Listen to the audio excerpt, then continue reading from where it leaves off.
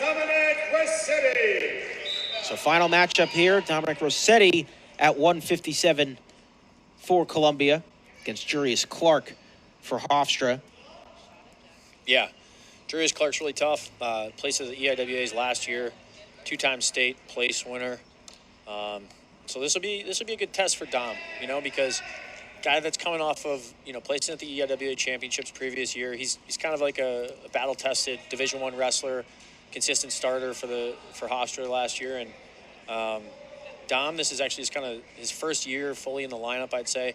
He's a senior, and I know he's wanted this opportunity for a long time too, so he's getting it. Just 1-3 last season was Rossetti. You mentioned that finish for Jurius Clark. It was a 7th place finish at the EIWAs. Won 15 times last season for Hofstra. That was tied for second on the team in wins. And he's coming off his first nationally ranked win in Las Vegas at the Cliff Keen Invitation. So he's kind of he's building momentum in his season this year, and I'm sure that helps his confidence a bit. So he's looking to obviously try to take care of Dom, but this would also be a huge win for Dom. Dom's he wrestles tough, he's stingy, doesn't always score the most points, but he's going to scrap hard for every point. Like, he's a hard guy to score on. He holds really good, strong position, and he kind of keeps himself in matches. Mostly hand fighting through the first 90 seconds of period 1.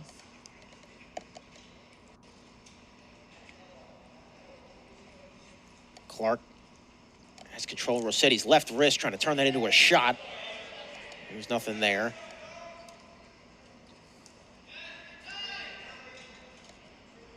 This one comes towards us here on the outside. Clark really working the left wrist of Rossetti, but not seeing anything open. So Rossetti playing defense with the head, and that's really important. Yeah, they're just battling. Shot from Clark. Rode the left leg. Nice job on the edge to score. There's a few, situations and match situations as well, but positions on the mat, it's like wrestling on the edge is big at this level. You're in the center of the mat with a guy. Scoring obviously happens, but I think the really savvy guys find ways to score on the edge as well when that out of bounds line is just one more thing to think about for both guys. They're on that out of bounds line and now over it. So good start for Jurius Clark, redshirt sophomore out of Blackwood, New Jersey, 19-24 career record. He's 3-7 this year. You mentioned the win over at the Cliff Keen Invitational, and then that out in Vegas earlier this month. Team's pretty much taking a 2-week break.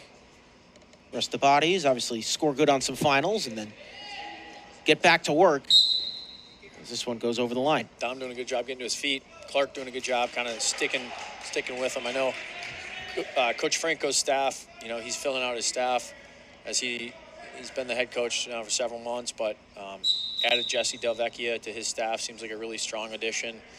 And Jesse was a NCAA finalist, I believe, at 157 as well, so I'm sure he's been working with Clark a lot and then getting him better and better. Anthony Sabatka was added earlier this week. Yeah, big addition. Sabatka, formerly at Binghamton. And nice to just have a guy that was, already on a D1 staff and kind of knows the deal.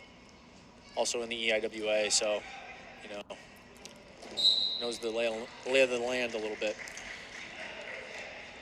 So Clark's been able to get control of Rossetti on the outside, but nothing really to the center of the mat here. He leads 3-0.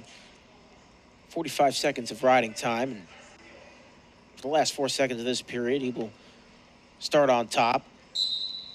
Probably ride this one out quickly to work, though, and that'll end the first period. So just pretty much kind of controlling the pace is Jurius Clark.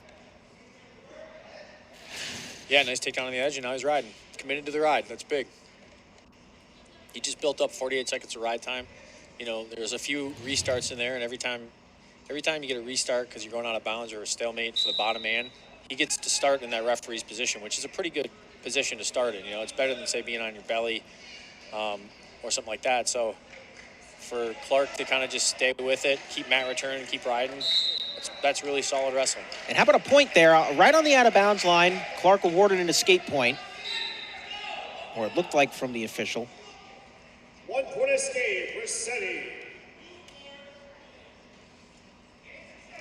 Actually gave that escape to Rossetti, as announced here in the building.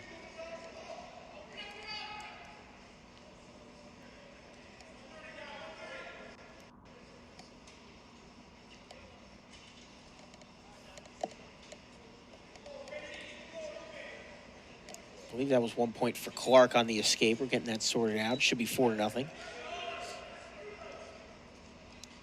Yeah, Clark's head's a little bit lower than Dom's. Dom's leading with his hands, a little bit. Nice drag there by Dom. Up in that single. Then Clark went and attacked hands, just kind of stepped his leg down hard. Good job defensively. Some of these Hofstra guys have been kind of going to some funk, like rolling underneath.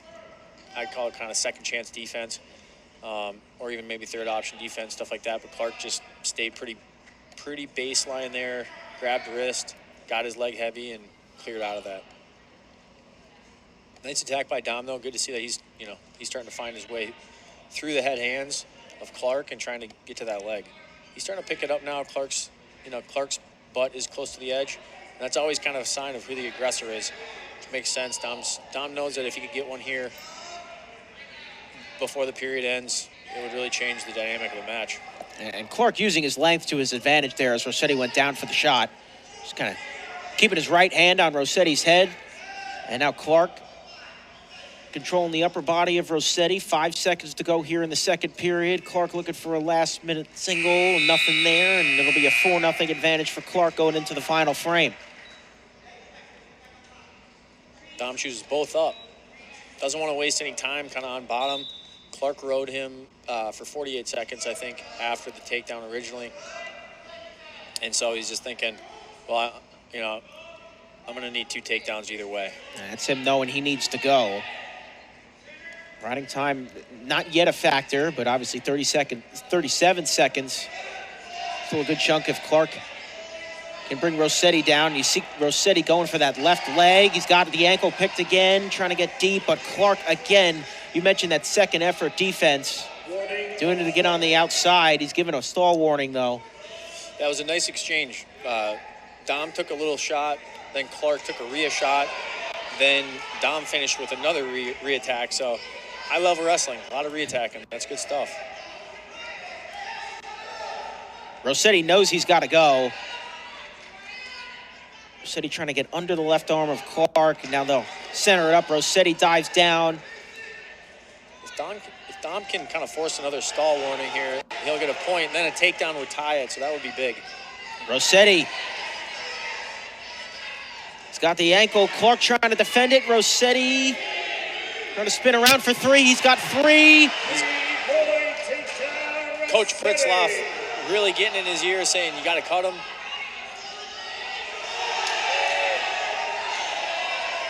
Clark just walks off. Crowd really into it here at the Blue Gym. They'll give Clark an escape point. So it's 5-3 with 34 seconds left. A good ending here to our day at the Blue Gym. The last home duel that Columbia had was against Indiana, and Dom kind of found himself in a very, very similar match to this. I think he won it 5-4 at the buzzer, so had to find a way to score and did it. Got 20 seconds to do it now. Let's see if he can find his way back through on the legs. Clark knows that he can give up, while 2 stalls would put it to OT, and he just gave up 1. So now it's 5-4, but he has another one to give if he need it. 5 seconds, Rossetti going forward at the last second. Good defense with the upper body from Clark, and he will get the win. So some really good action to finish off here at the Blue Gym. Crowd was loving it. So a 1-point decision win for Jurius Clark, but ultimately the Columbia Lions, an impressive showing, 3 pins on the day. 32-10 is the final score. The teams will shake hands. Joe, quick wrap up there. We saw 3 pins. What impressed you about today from Columbia? Yeah, I think that they kind of came out and just kind of were expecting to get the wins. I really think, and they showed it. Like, they came out hard early in a lot of matches, and I think they were probably told by the coaches, like, hey, we're going after bonus points. Maybe they didn't need to be told that, But those guys kind of came out, and it seemed like they were expecting bonus points in a lot of matches. Crew was here early. We appreciate them. For Joe Nord, I'm Harris Eisenberg saying so long from the Blue Gym here at Columbia University, where the final score is Columbia 32, Hofstra 10. All games, all matches, aired on the ESPN network and streaming live and archived on the ESPN app. And this has been a presentation of ESPN.